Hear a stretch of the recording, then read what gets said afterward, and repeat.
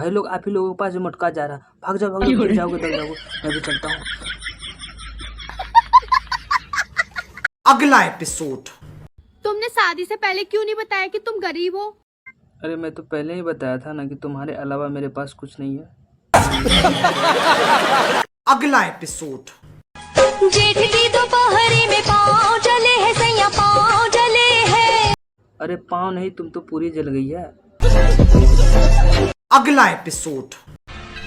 ये ठीक नहीं है देवा।